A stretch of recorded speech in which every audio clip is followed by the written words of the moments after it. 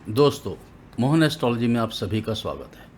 आज हम चर्चा करेंगे ज्योतिष और पॉलिटिक्स की। क्या ज्योतिष किसी भी पॉलिटिकल पार्टी को सत्ता में संपूर्ण बहुमत प्राप्त करने में मदद कर सकता है? आज ये हमारा विषय रहेगा और हम आज प्रयास करेंगे ये प्रमाणित करने का कि ज्योतिष इतनी शक्ति रखता है कि वो किसी देश या पूरे राष्ट्र या किसी राज्य या किसी भी क्षेत्र की सत्ता परिवर्तन में बहुत अधिक सहायी हो सकता है। अब हम इस पे चर्चा तो करेंगे, लेकिन इससे पहले ये हम बताना चाहेंगे कि दो फैक्टर्स हैं हमारे इस जीवन में। एक नेगेटिविटी है, एक पॉजिटिविटी है। एक आस्तिक है, एक नास्तिक है।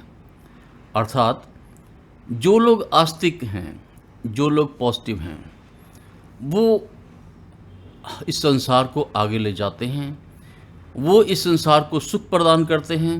और जो लोग नेगेटिव हैं, वो इस संसार का विनाश करते हैं, इस संसार को दुख देते हैं और ऐसे वो लोग आगे बढ़ने में सबसे बड़े रुकावट होते हैं।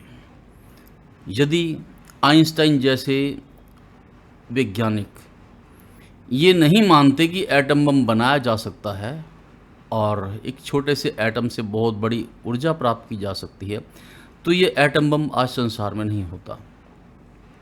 इसी तरह आज जितने भी आविष्कार हुए हैं वो उन वैज्ञानिकों ने अपनी पॉजिटिविटी के कारण ही किए, और जो लोग नेगेटिव थे वो सोचकर कुछ नहीं कर पाए क्योंकि उन्होंने ये मान लिया कि ये हो नहीं सकता। इसी विषय में आज मैं ज्योतिष का आपको वो प्रमाण दूंगा जो ये साबित कर देगा कि ज्योतिष जीवन के किसी भी क्षेत्र में बहुत अधिक सहायक हो सकता है। ये विषय बहुत गंभीर था मेरे लिए।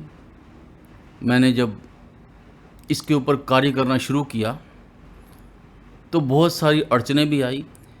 सबसे पहले मैंने ज्योतिष के ऊपर सॉफ्टवेयर बनाने शुरू किए, क्योंकि तीव्र गणना के बिना ये सब संभव नहीं था। और जब मेरी सिस्टम तैयार हो गया फॉर्मूलों को अप्लाई करने के लिए, तो उस समय मैंने सबसे पहले प्रयोग किया दिल्ली के इलेक्शन के ऊपर। 2015 में जो इलेक्शन हुए उसमें मैंने ये प्रयोग किया, और उस प्रयोग को या उस प्रयोग की सफलता को देखकर मैं स्वयं भी अचंभित हुआ। क्योंकि मैंने जब लोगों को ये बताया कि आम आदमी पार्टी 64 सीट्स ले सकती है, तो कोई भी व्यक्ति मानने को तैयार नहीं हुआ कि विधानसभा चुनाव में आम आदमी पार्टी 70 में से 64 सीट कैसे ले सकती है। लेकिन एक्चुअल में आम आदमी पार्टी ने 67 और बीजेपी ने 3 सीट ली। अब उसके पीछे वो गणित क्या था, अब मैं आपको वो गणित अब दिखा रहा हूँ। आप ध्यान से उस गणित को देखिए और आपको विश्वास हो जाएगा कि किस प्रकार से ज्योतिष मदद कर सकता है चुनावों में और किसी भी पार्टी को संपूर्ण बहुमत दिला सकता है। अब ये देखिए, ये 2015 के जो चुनाव हुए, हर कॉन्स्टिट्यूएंसी के जो जो कैंडिडेट्स थे उनका डाटा लिया गया, कौन सी पार्टी से रिलेटेड थे। अब इनमें हमने क्या क्या कंपोनेंट्स थे हमारे निकालने के। एक तो था हमारा कैंडिडेट, दूसरा था हमारा पार्टी का लीडर, और तीसरी थी पार्टी, और चौथा फैक्टर था हमारा कॉन्स्टिट्यूएंसी। हर एक कंपोनेंट की अपनी एक पावर है, अर्थात कॉन्स्टिट्यूएंसी की अपनी पावर है, पार्टी की अपनी पावर है, पार्टी के लीडर की अपनी पावर है, और कैंडिडेट के कुंडली की अपनी पावर है या अपने नाम की अपनी शक्ति है उसकी। तो जब इन सारी शक्तियों का हम टोटल करते हैं, यानी कि एक पर्टिकुलर डेट को इलेक्शन होना है, और हर डेट के अनुसार, समय के अनुसार ग्रहों की शक्तियां बदलती रहती हैं। ग्रहों का संबंध किसी ना किसी पार्टी से है, किसी कॉन्स्टिट्यूएंसी से है, किसी लीडर से है और किसी कैंडिडेट से है। तो हमने ज्योतिष के नियमों के अनुसार इन सारी शक्तियों को कैलकुलेट किया। हमने जो जो पार्टीज खड़ी थी, किस पार्टी से था, कॉन्स्टिट्यूएंसी क्या थी, कैंडिडेट का नाम क्या था और उसका लीडर कौन था, इन सारे कंपोनेंट्स को लेकर जब गणना की, तो अब मैं उस गणना का एक एक अंश आपको यहाँ दिखा रहा हूँ। यहाँ देखिए, आम आदमी पार्टी का कैंडिडेट थे शरद चौहान और कांग्रेस के थे प्रवीण कुमार, बीजेपी के थे नील दमन खत्री। अब ये 3 कैंडिडेट्स में देखें तो टोटल पावर जो हमारे पास बनी, ये यहाँ पर बनी नरेला से आम आदमी पार्टी के जो कैंडिडेट थे शरद चौहान, इनकी टोटल पावर बनी 5.5। अब इनकी पावर, क्योंकि बाकी कैंडिडेट से नील दमन खत्री की थी 4.5, प्रवीण कुमार की थी 2.5, और इसमें इंटरेस्टिंग बात क्या थी कि जो आम आदमी पार्टी ने जो कैंडिडेट उस समय के अनुसार चुना था और जो उस कैंडिडेट को कंस्टिट्यूएंसी अलॉट की गई थी, उसके अनुसार कैंडिडेट की पावर, अपनी जो पावर थी वो थी -0.5, यानी कि एक माइनस पावर वाला कैंडिडेट भी लीडर की पावर से, पार्टी की पावर से, उस कॉन्स्टिट्यूंसी की पावर से वो जीत गया। अब जो ग्रीन मैं आपको यहाँ दिखा रहा हूँ, वो सारे जो कैंडिडेट्स आप देख रहे हैं ग्रीन वाले, वो जीते हुए हैं। उसके साथ आगे मैंने पार्टी का नाम दिया है। ये जो आप देख रहे हैं ये स्क्रीन, ये देखिए नीचे तक मैं आपको जो 70 कैंडिडेट्स थे वो सारी स्क्रीन में आपको दिखा रहा हूँ, और जहाँ जहाँ ग्रीन आ रहा है वो कैंडिडेट्स जीते हुए हैं, और वो जिस भी पार्टी के थे, जो लाल वाले हैं साइड में आपको नज़र आ रहे हैं, उनकी पावर जो है यहाँ पे, वो कैंडिडेट्स भी आपको मैं दिखा रहा हूँ। अब एक एक कैंडिडेट्स की हम बात करते हैं। अब यहाँ पर बुराड़ी को देखें तो बुराड़ी में संजीव झा आम आदमी पार्टी से जीते।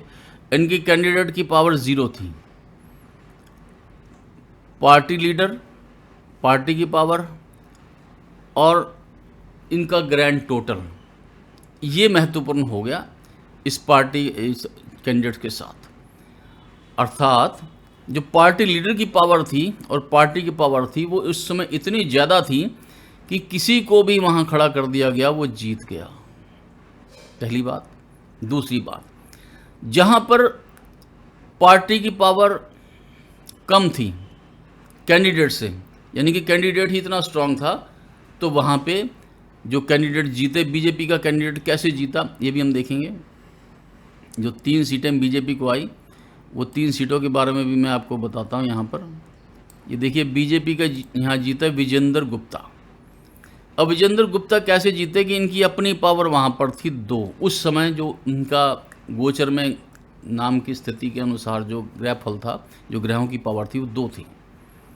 राखी बिड़ला की पावर वहाँ 4 थी और राजकुमार चौहान की वहाँ पावर थी 1।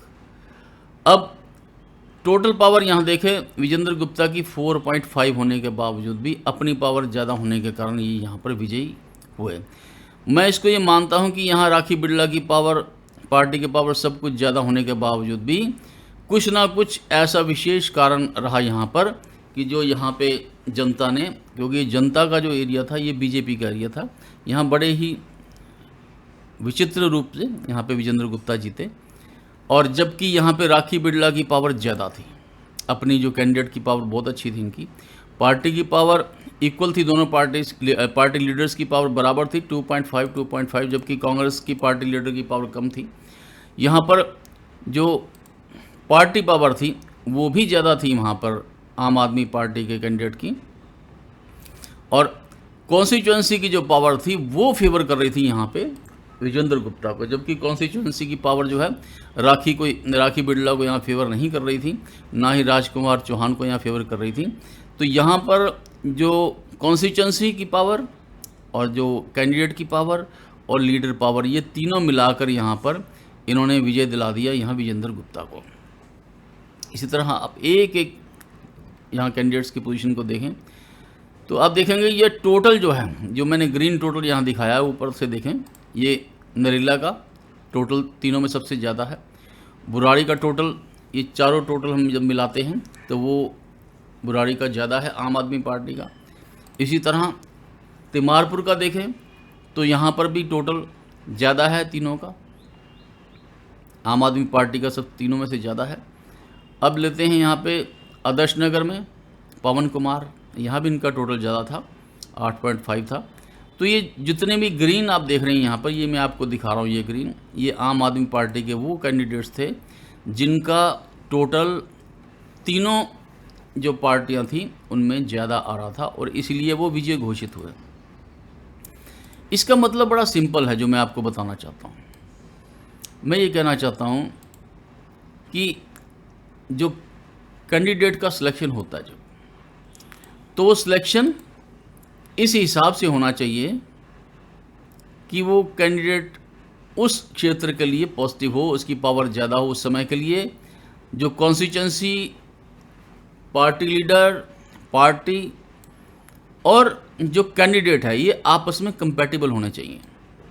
यदि कोई कैंडिडेट वहाँ पर नेगेटिव है या उसका उस कॉन्स्टिट्यूंसी के साथ जो है कंपैटिबिलिटी नहीं बन रही, तो उस केस में वो माइनस में चला जाएगा। माइनस में जाने से वो वहाँ चुनाव हारेगा।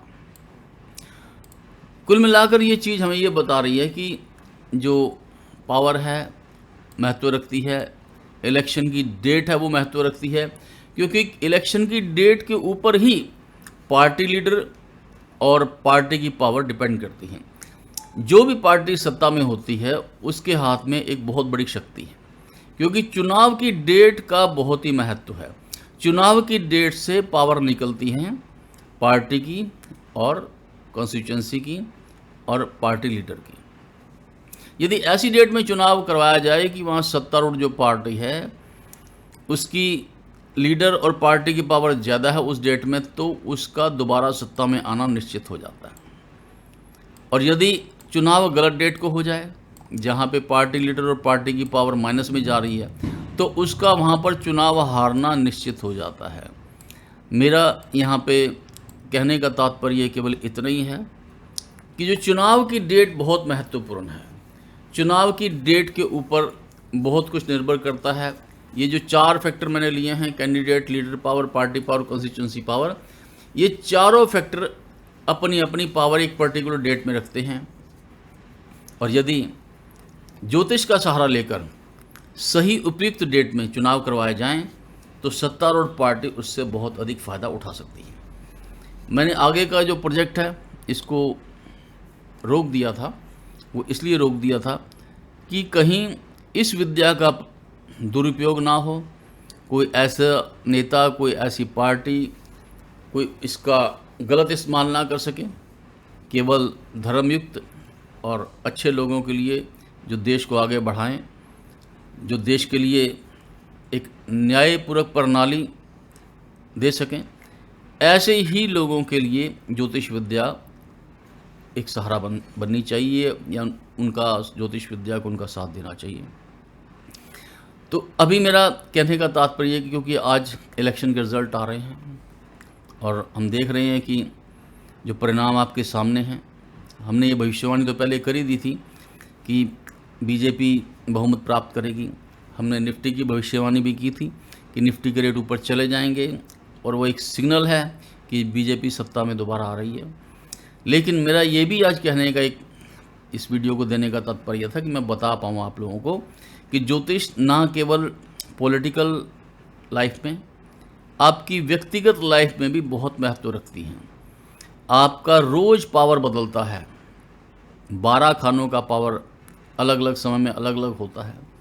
आपको किस समय क्या निर्णय करना चाहिए, कब निर्णय आपका सही निर्णय भी जिसे आप समझते हैं वो गलत हो जाता है, ये सब आपकी उस समय की पावर के ऊपर निर्भर करता है। तो यदि आप अपने व्यापारिक, व्यक्तिगत या पॉलिटिकल निर्णय ज्योतिष की मदद से लेते हैं तो निश्चय ही उसमें सफलता के चांसेस ज़्यादा रहेंगे और असफलता के चांसेस कम रहेंगे। तो दोस्तों, मैंने यही आज आपको साबित करना था कि ज्योतिष से सत्ता प्राप्ति हो सकती है या नहीं, क्या ज्योतिष किसी पार्टी को संपूर्ण बहुमत दिला सकता है या नहीं। तो मेरा यही मानना है कि आपको पॉजिटिव रहना चाहिए, सतर्कता के साथ नेगेटिविटी का त्याग करना चाहिए और जीवन में अनुसंधान करते रहना चाहिए। ज्योतिष का, मेडिकल साइंस का जो वेदांग हैं, जो 6 अंग हैं वेदों के, उनकी सहायता हमें अवश्य लेनी चाहिए, क्योंकि आयुर्वेदा, ज्योतिष आदि जो 6 वेदांग हैं वो हमारे जीवन को सुखी बनाने के लिए ही बने हैं और यदि हम इन्हीं का अपमान करेंगे, इनको क्रिटिसाइज़ करेंगे, तो निश्चय ही हम अपने जीवन को संकट में डाल रहे हैं। तो दोस्तों, इसी के साथ मैं देता हूँ अपनी वाणी को विराम। आप सभी को मेरा नमस्कार, धन्यवाद।